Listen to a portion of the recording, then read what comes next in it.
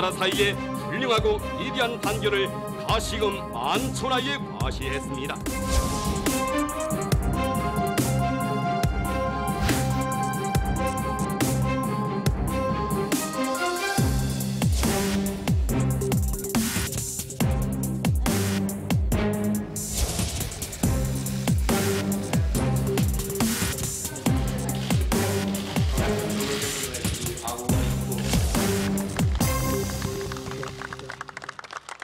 네, 김정은 북한 국무위원장이 어제 평양으로 돌아갔습니다. 이번 4차 북중 정상회담으로 미국과의 대화를 앞둔 북한이 중국이라는 든든한 지원군을 얻었다, 이런 평가가 지배적인데요.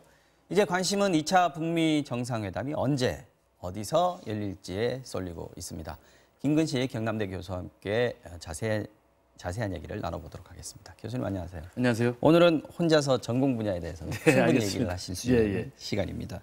자, 어제 북한 매체 통해서 그동안 공개되지 않았던 북한 북중 정상회담에 대한 얘기들이 좀 풀이 됐습니다. 말하자면 북한의 비핵화, 핵심 의제가 비핵화하고 북미 정상회담 이렇게 나왔습니다. 그렇죠. 그러니까 돌아간 뒤에 북한과 중국이 이제 공식 매체를 통해서 동시에 이제 협상 내용, 합의 내용들을 이야기를 했는데 가장 큰 관심사는 여전히 뭐 양국이 다 이야기했습니다만 비핵화를 어떻게 할 것인가에 대해서 그동안 김정은의 이제 비핵화 의지 그리고 남북관계 개선에 대한 지지 그리고 북미 정상회담의 성과 이런 것들에 대해서 북한과 중국 정상이 합의를 봤다 이런 이야기고요.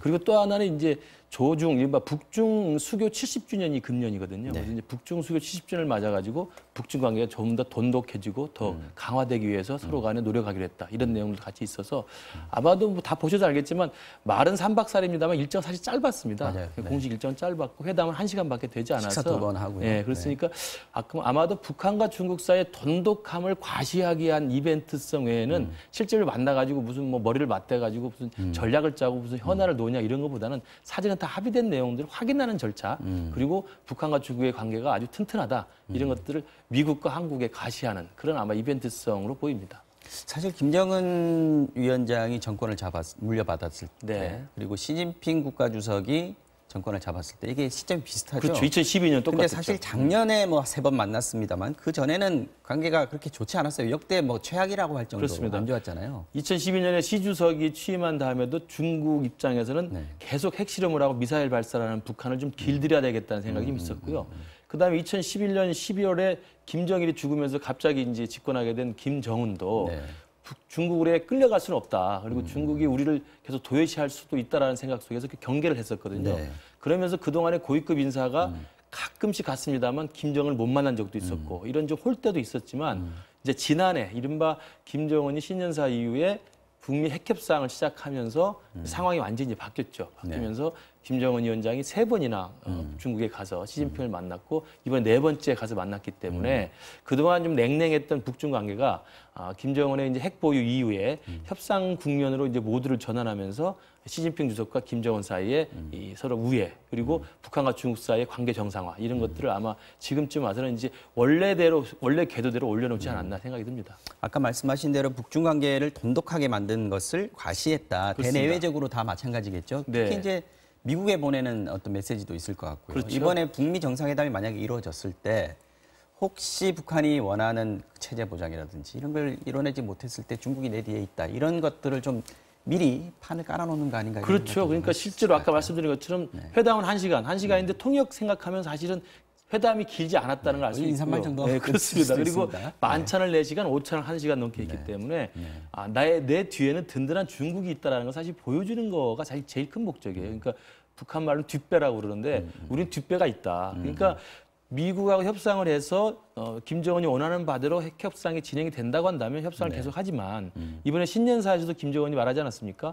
미국 대통령과 언제든지 마주할 준비가 돼 있다. 그러나 자기가 원하는 대로 되지 않으면 새로운 길을 모색할 수도 있다고 이야기를 했기 때문에 그 새로운 길을 대비하기 위한 가장 든든한 지원군이자 후방 기지가 바로 중국이거든요. 그러니까 중국과의 관계를 돈독히 하고 그다음에 중국으로부터 경제적 지원에 대해서 암묵적인 동의를 받아놓고 그리고 실제로 북미 협상에서 중국과 북한이 같은 입장으로 공조를 취하는 것이 미국에는 상당한 압박이 될 수 있거든요. 그렇죠. 그런 것들에 대한 다목적 포석으로 이번에 4차 방중을 해서 사실상 내용의 합의보다는 모양에 있어서 과시를 하는 그런 측면에서 아마 김정은이가 금년도에 외교 용변을 보인 것으로 생각이 됩니다. 비슷한 맥락일 수 있지만 이번에 시진핑 주석이 북한에 답방하는 네네네. 이 부분도 좀 약속을 한 부분이 눈에 띄었습니다. 이거는 중국 국가 주석이 북한을 뭐 우리가 생각하기엔 많이 갔을 것 같지만 네. 4번 정도밖에 안 갔더라고요. 그렇습니다. 그러니까 사실은 강택민 주석 때 한 번 꼭 가고 네. 그다음에 또 후진타오 있을 때 또 가고 그러니까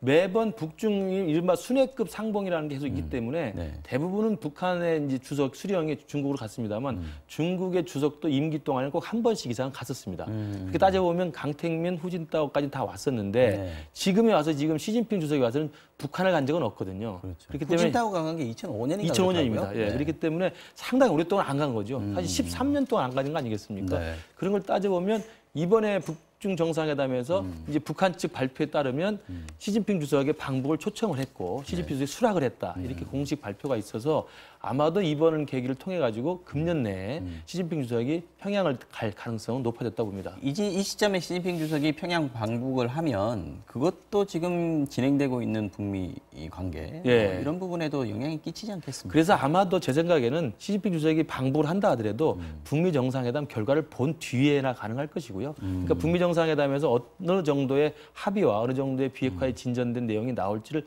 보고 그 상황에서 지금 사실은 중국도 미국과의 무역 전쟁의 와중에 있기 때문에 미국 눈치를 안 볼 수는 없거든요. 그러니까 미국과 중요한 담판을 앞두고 있는데 괜히 북한과의 관계를 계속 드러냄으로써 미국을 불편하게 할 필요는 없기 때문에 북미 정상회담의 결과 비핵화의 진전 정도 상황을 파악한 다음에 적당한 시기에 아마 평양을 가서 북중 관계에 대한 확실한 강화 이지를 아마 보일 것으로 보입니다. 사실 이번 그 방중 두 정상 간의 만남에서 중국 쪽도 이례적으로 신속하게 보도를 하긴 했습니다만 그렇습니다. 그 수위를 보면 미국 쪽을 상당히 배려하는 듯한 어떻게 보면 눈치를 좀 보는 듯한 이런 모습들이 좀 나왔는데 이게 아까 말씀하신 대로 지금 무역 전쟁, 그렇죠. 지금 휴전 중이라고 하지만 이 네. 협상과 관련이 있다고 봅니까?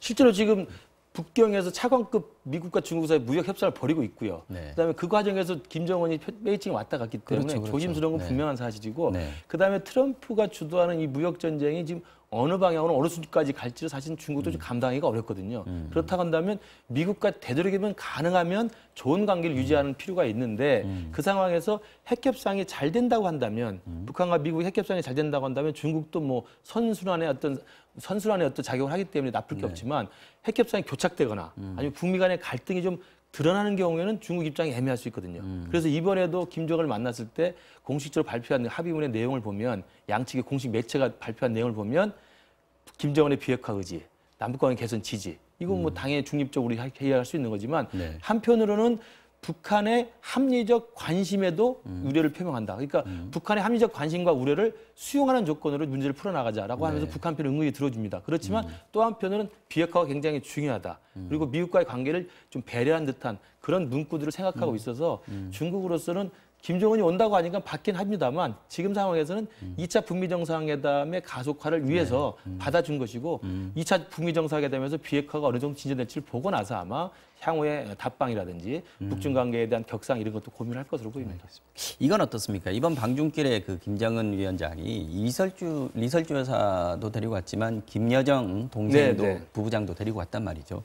근데 알고 보니까 두 사람이 같이 중국에 간 적은 없더라고요. 네. 예, 작년에 뭐 3번 갔는데 그렇습니다. 그때도 다 엇갈렸더라고요. 그러니까 1차, 3차 베이징 간 건 이설주 여자가 동행을 했고 네. 2차 이제 대련에 간 것은 이제 그때는 실무형 방문이었기 때문에 김여정이 갔었는데 네.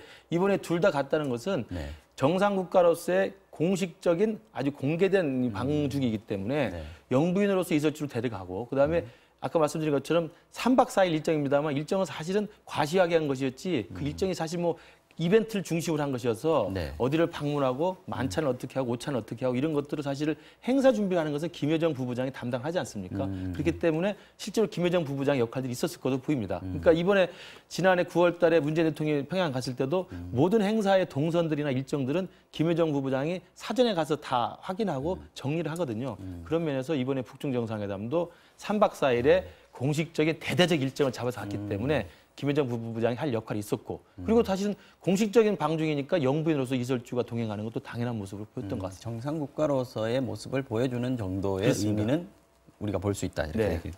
자, 이제 중국이 지지한다고 이제 공개를 밝혔습니다. 북미 정상회담 곧 열릴 것 같은데 정말 네. 다 온 것 같긴 한데요. 향후 북미 대화를 위해서 어떤 수순이 지금 밟게 될지 또 밟아야 되는 건지 좀 설명해 주십시오. 지난 6월 12일에 이제 싱가포르 북미 정상회담을 반추해 보면은 네. 우선 북한과 미국 사이에 이제 고위급 회담이 이루어져야 됩니다. 그러니까 김영철과 폼페이오가 서로 파트너로 해서 고위급 협상이 이루어져야 되는데 지난해 보면은 폼페이오가 방북을 했었고 김영철이 방미를 그렇죠. 했었죠. 네. 그 과정에서 이제 협상을 하고 그리고 그 실무선에서 당시 최선희 부상하고 성킴 필리핀 대사가 판문점에서 계속 논의를 했었습니다. 그리고 이제 북미 정상이 만난 거기 때문에 네. 이번에도 김정은이 중국을 간 것을 계기로 해서 북미 정상회담이 가시권에 들어왔다고 한다면 예정된 수순은 폼페오는 사실 지난 11월에 한번 갔었습니다. 그러니까 남북 정상회담 이후에 문재인 대통령이 트럼프 대통령을 만난 다음에 폼페오가 사실은 평양을 들어갔다 왔기 때문에 그리고 그 이후에 11월에 폼페이오 답례 형식으로 김영철이 뉴욕에 가기로 했습니다. 그게 무산됐었거든요. 그러니까 제가 볼 때는 지금 가능한 수순은 김영철이 다시 미국을 가든지 아니면 폼페이오가 한 번 더 갈 수가 있겠습니다만 고위급 회담이 일단 재가동이 되고 고위급 회담에서 아젠다라든지 의제가 잡히면 또다시 실무선에서 지금 실무선은 이제 비건 대북협상 대표하고 이제 최선희 부상이 있기 때문에 이 둘도 지금 한 번도 만난 적이 없거든요. 이 둘이 실무협상을 계속 해야 될 것 같습니다. 그러면서 장소, 의제, 그다음에 날짜 이런 것들을 좀 구체적으로 박아가면서 정상회담 날짜를 준비하지 않을까 생각합니다. 네, 마지막 질문입니다.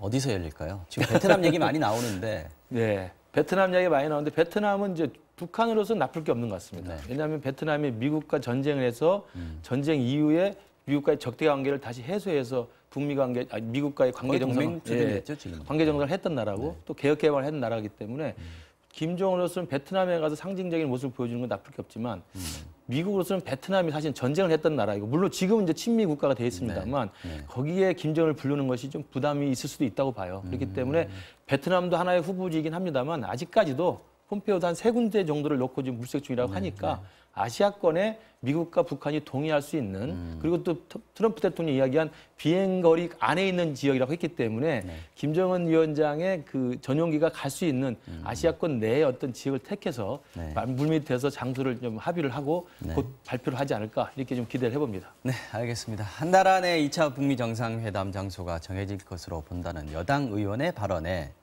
북미 회담 이후 서울 답방이 이루어지기 바란다는 정부의 발표도 있었습니다. 자, 올 초에 한반도를 둘러싸고 많은 이벤트가 일어날 것 같습니다. 함께 지켜보시죠. 오늘 와우 정령은 여기까지입니다. 김근식 교수님 잘 들었습니다. 감사합니다.